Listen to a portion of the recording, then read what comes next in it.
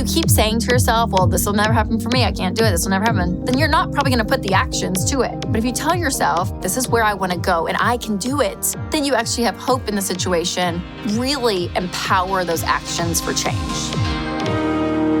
Hey guys, welcome to this episode of the Rachel Cruze Show podcast. I'm so glad that you're here. If you love this podcast, one of the best ways for you to help us here as a team is to leave a review, because not only do we want to hear what you're enjoying about the podcast, but also with the magical algorithm that there is, it helps get the show in front of more people, and we want to keep giving people hope and direction when it comes to their money. So that would be incredible if you can do that, because we love talking about money around here, and we love talking about life change, including this episode today. So in this episode, we're going to talk about how to develop a millionaire mindset. I'll go over 5 things that I learned when coordinating an FPU, Financial Peace University class. There was a theme here, and I cannot wait to share it with you, and how you can start building wealth. But first, let's go over how to have a millionaire mindset. Take a listen. So have you ever paused and thought about just the power of your mindset? Some people call it manifesting, others call it speaking life over yourself. My friend, Dr. John Deloney, says behavior change isn't about tactical steps, but creating a mindset of who you want to be. James Clear kind of has that same idea with Atomic Habits, a book that he wrote. Now, whatever you want to call it, just know that there is so much power in shifting your outlook, especially if you're working through important financial goals. So today, I want to show you how to create a millionaire mindset. So if you're in a season where you're struggling to see progress, this episode will give you hope and action steps so that you can create the mindset shift that you need. All right, the first step in creating your millionaire mindset is to visualize the person that you want to become. So kind of think vision board-esque. What kind of things do you want to be true for you financially? Ask yourself questions like, do you want to be able to cover emergencies without stress? Do you want to live well in retirement? Do you want to own your own home? Now, realistically, outside forces will always play a factor. Things like job loss, unexpected health expenses, or even past money mistakes are all a factor that you may have to face head on at some point. But at the end of the day, you get to decide who and what you want to become. So progress begins when you define where you want to go. And you want to take action from there. So you want to start with the end in mind and work your way back. So for example, when I talk to people about their money goals, I always recommend the 7 baby steps as a starting point. And this is where you say, okay, baby step 7 obviously is the end goal, but you're going to start with baby step 1, which is just to get $1,000 in the bank. And then you're going to move on to pay off your debt, get a fully funded emergency fund, save for retirement, and go down the line until you are completely debt-free, building wealth and being very generous on baby step 7. But you want to know where you're going. You want to plan. Like we talk about being intentional with your money, with a budget. That is a plan that is looking forward into the month and saying, hey, here is where my money is going. And you want to do the same thing for your life. Where do you want to go?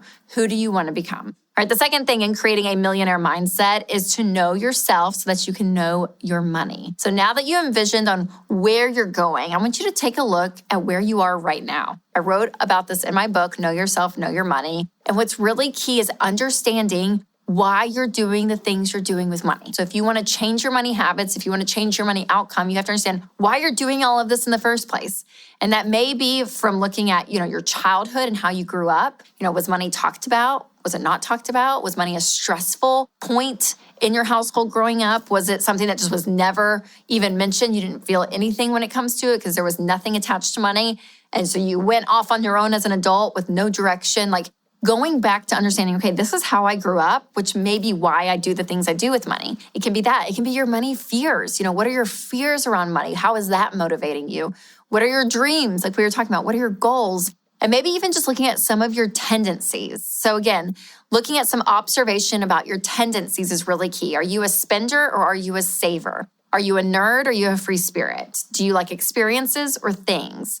Do you like spending your money on quality items or the quantity of stuff? Do you want safety or do you want status? Are you a more abundance mindset or scarcity-sided mindset? Do you like when you're giving for it to be very planned and formulaic, or are you spontaneous and you kind of move at what's going on around you? Who are you? understanding why you do the things with money is so key. And this doesn't have to be, to shame yourself, because listen, all of those options, there was not a right or wrong, but it really helps to know your current money tendencies so that you can make adjustments later and slowly shifting your behavior. All right, the third step is to come up with 3 statements that summarize where you want to go in terms of your money. These mantras are going to help you when it comes to grounding and understanding why you're doing the things that you're doing. So for example, yours might sound something like, I want to have more margin for giving and living generously. Or I want to change my family tree and leave a legacy of financial security for my children. Or I want to have the means to spend freely without guilt, shame, worry, or fear. But having those statements, you guys, is understanding your why. Why are you doing all this? Because a lot of changing your habits and a lot of saying, hey, there's going to be some sacrifice involved, you're going to want to know your why, because there's going to be some really hard days. And so saying words out loud is powerful. When you have those statements and you use those statements to really keep your eye on the prize, it is so, so helpful. And finally, the 4th step is to practice a mindset of gratitude. So keep in mind, success never comes because you just put all your work into it. You have friends, you have family who are supporting you. You have coworkers who are cheering you on. You have a church community who may be helping you. So whether you're a person of faith or not, I really believe that the Lord is walking beside you through all of this. And whoever is supporting you behind the scenes, they play a really important role into your journey. So be grateful. Be grateful for the stuff you have in your life, yes, but also be grateful for the people in your corner. But know that at the end of the day, it is up to you, right? You can have people cheering you along all day long, but you're the one that's going to have to make the decisions. But just be grateful for those people in your life. So your behavior, your actions, your choices, all of these things can be traced back to mindset. So make sure yours is in the right place from the start. And you'll be shocked how intentional you are with that. If you are, how that can change the game for you. And I don't want this to sound like a magic wand, like just believe and it will happen. But let me tell you, if you keep saying to yourself, well, this will never happen for me, I can't do it, this will never happen, then you're not probably going to put the actions to it. If you really are saying that to yourself over and over again, it's just not going to happen, then what's going to cause you to be motivated to actually do something? But if you tell yourself, no, this is what I want my future to look like, this is what I want to become, this is who I want to be, this is where I want to go, and I can do it. When you do that, then you actually have hope in the situation, really empower those actions for change. So if you guys want more information on all of this, because I know it was a lot, things like the baby step or budgeting or my book, Know Yourself, Know Your Money, check out RamseySolutions.com. And there you can register for Financial Peace University, which is my #1 recommendation to taking control of your money, because it will help you see real progress towards your financial goals. Remember, what you tell yourself, your self-talk, and what you believe about yourself is so key in this process. And just know, I believe in you. I am cheering you on because I know you can do it. So one of the things that I love doing with my family is playing games. And now that my kids are at the age where they can actually understand them, can I tell you one of our favorite games to play is Telestrations. You guys, this is one of the funniest games ever. You can play with your friends, with your family. Think about the game Telephone, the old school game of telephone, and then Pictionary. Combine the two, and that is Telestrations. And I have laughed so hard playing this game. And it's really great too, because you can even sit back and chat with your friends. It's not like a really intense game, but it is so, so fun. So start making memories and go now to get Telestrations at Walmart or wherever you buy board games.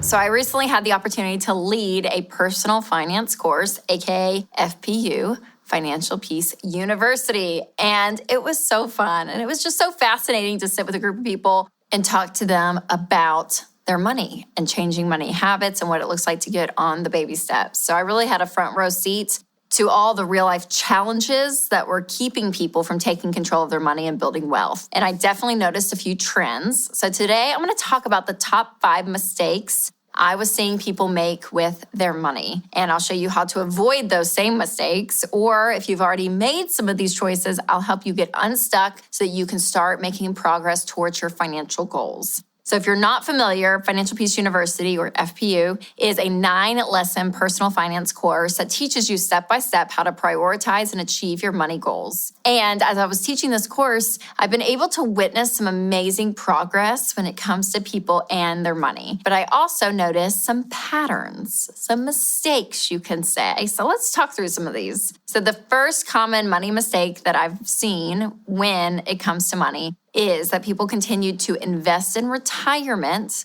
while still trying to pay off debt. So if you're familiar with the baby steps, we teach to get a starter emergency fund of $1,000. And then baby step 2 is to pay off all of your debt, smallest amount to largest amount. And we say, like, you do everything here. You bring in extra income, you sell stuff, you cut your lifestyle, you pause retirement, you do anything and everything to pay off debt. And I understand that makes some people cringe because they're like, oh my gosh, if I have a 401k and a match and my employer's like basically giving me free money, why would I stop that to pay off debt? So here's what we have found, especially when it comes to paying off debt. The more focused you are, the more money you can bring to the table, and the faster you can get out of debt, the faster you can see progress. So when you don't have money leaving your life in payments, your paycheck comes in and then it goes back out to 2 credit cards and 2 car payments and student loans and a personal loan and all this stuff, it is hard to have margin and to build wealth because your income is your largest wealth building tool. So the faster you can get out of debt,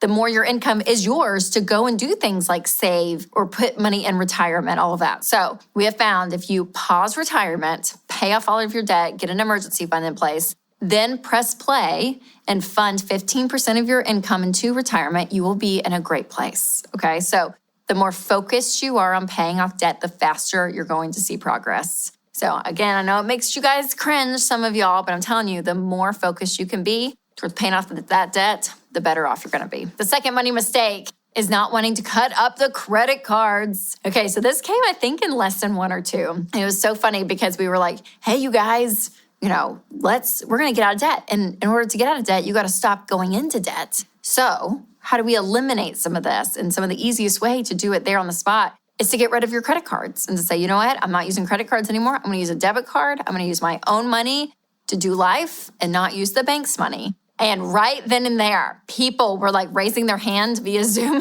and you could like click on them and they would come over in front of the whole class. You could hear their voice and they would take scissors and like cut up their credit cards. And people were doing it. I mean, they were like, I want rid of them. I want rid of them. And then I did a poll because I was just curious. I was like, so, anonymously, how many of you guys still want to keep credit cards around? And there was close to a fourth of the class that was like, I'm not willing to give up my credit card. So I get it. Like intellectually, I understand how scary that is to say, oh my gosh, I've used this thing. Whether it's I'm playing the game of points or cashback or airline miles, or this is the thing that's going to be my emergency fund. If something happens, this is what I'm going to depend on. Can I just tell you, both of those options, they're not good. They're not good. And people are always like, Rachel, but listen, on this side, the whole game system of trying to say, okay, yeah, I'm going to outplay the credit cards and get all this free stuff. Do you know how much more money you spend technically when you spend on a credit card versus a debit card or your own cash? It's like 10 to 12 to 18% more, okay? So you're spending more subconsciously by trying to get all of these rewards versus just saving up and paying for things, right? So the whole game system, it's just not worth it. And then on the other side, the emergency fund, what's tough about that is say, yeah, you need $600 to get some new tires for your car. Well, you go and get that, you have a car issue, and then you go and charge it. Now you have a debt issue. You have a money issue because you don't have that savings. So getting that $1,000 emergency fund and you being your emergency fund is so crucial. So if I were you guys, just get rid of them. Get rid of the credit cards. Live off your life. Live off your income and your money. It is so much more empowering. All right, the third money mistake is people giving up on the budget before 90 days. So listen, if you have never done a budget before, hear me out. It is going to take 3 months to get your budget to work. The first month of doing a budget, you guys, it's not going to be perfect, okay? You're going to realize, oh, wow, I spent a lot more here. I don't spend a lot there. Or, oh, gosh, am I in the red? Am I actually going to have to cut some stuff? Am I going to have to maybe get a side hustle to get ahead on all of this? Like, it is going to bring to light where you are financially. And that's a good thing because we want you to see what is going on so you can make progress. That first month is tough. The second month, it's going to get a little bit better. And by the third month, your budget will start working. So do not give up. I know it can feel defeating, but stick with it. All right, the fourth money mistake is fear around giving and generosity. So a lot of people feel like, oh my gosh, what do I do if I feel like I don't have a lot of margin? I mean, I barely have margin to, pay my bills and do all of this. How do you expect me to give? So giving is one of the things, you guys, that we talk about so much because it is that important. As you are living life with an open hand, what that speaks to who you are and your character is huge. Because here's the deal. Money is a magnifying glass.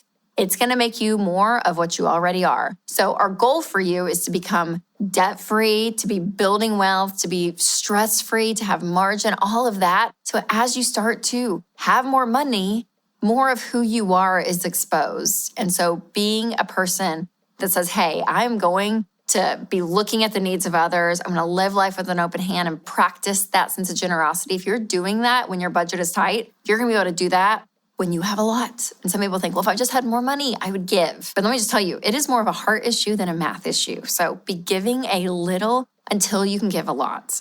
I kind of want to take the stress off of you though, because I was hosting the Ramsey show with one of our Ramsey personalities, Ken Coleman. And we had a lady call the show and she was like, my husband is just not as excited about giving as I am. And as she was explaining it, this guy was not a bad guy, but she was like, I'm the one that's always bringing ideas to the table and all of this. And I understand that. I hear that. But it was so funny because Ken was like, that's kind of like me. Stacy, my wife, usually is the one that's like, oh, we should give to that or this or look at this. He was like, and I'm like, yeah, okay, that's cool. Like, I'm not against it, but I'm usually not the one that's like seeing stuff and jumping at the gun.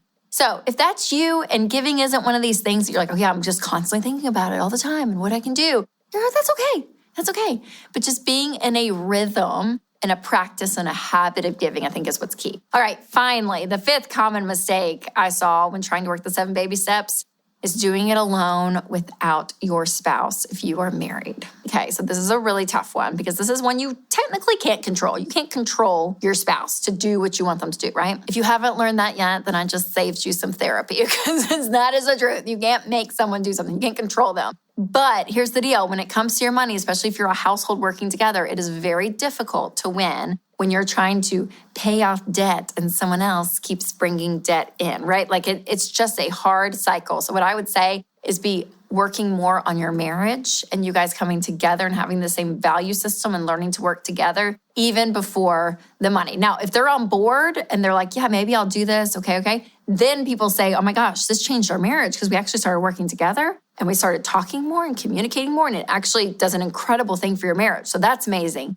But for some people, their spouse wants nothing to do with it. So at that point, it's a marriage issue. It's hey, we have different values. So what are we going to do? And I would say, talk to your spouse about your why, show them the plan even and say, hey, if we do this for 18 months, here's where we could be. Sometimes people just need a tactical plan. Sometimes you may need to go to marriage counseling together and say, gosh, this is probably, a symptom of other things in our marriage. Like we need to talk about this, right? So it could be that window of opportunity, which is a lot of hard work. And I understand it doesn't sound really fun, but to have a rich marriage, say, hey, we're going to be unified on the big topics of life, even though we're going to go at them differently, right? There's always a nerd and a free spirit. There's always a spender and saver. So you're still yourself in it. But being unified and working towards the same goals, that's where you're really going to see progress. So my big takeaway of all of this is that no one should believe the lie that they're the only one who struggles with money. Because here's the deal. Everyone does. At some level, at some point, it happens. And common money mistakes happen because they're easy to make, which is exactly why I'm so passionate about sharing resources that can help you reverse those money mistakes. And Financial Peace University is at the top of the list. It's been helping people from every financial background to build wealth for nearly 30 years. So no matter your age, no matter your level of knowledge around money, FPU is designed to help everyone in all walks of life. There's always hope, you guys, always hope. Hey guys, it's Rachel. If healthcare costs are increasing while your available choices are decreasing, check out Christian Healthcare Ministries. CHM is a biblically based health cost-sharing ministry, and it's an affordable alternative to health insurance. Find out more at chministries.org/budget. That's chministries.org/budget. All right, you guys, I hope you enjoyed this episode. Again, there were a couple of mistakes that I kept seeing pop up in my Financial Peace University classes, but easy ones to turn around and start making progress with their money. And hopefully you picked up some things too that you can insert in your life. And I asked you guys to leave some reviews, and you have been doing it. So thank you so much. This one was from Corey, and it said, I'm so motivated. This podcast is so incredibly motivating, educational, and just fun. I have recommended it to all my friends and family. Thank you. Oh, Corey, I so appreciate those words. It is so great to know that it's helping you stay on course, and hopefully all of you listening as well. Well, you guys, thanks again for listening to this episode. And remember to take control of your money and create a life you love.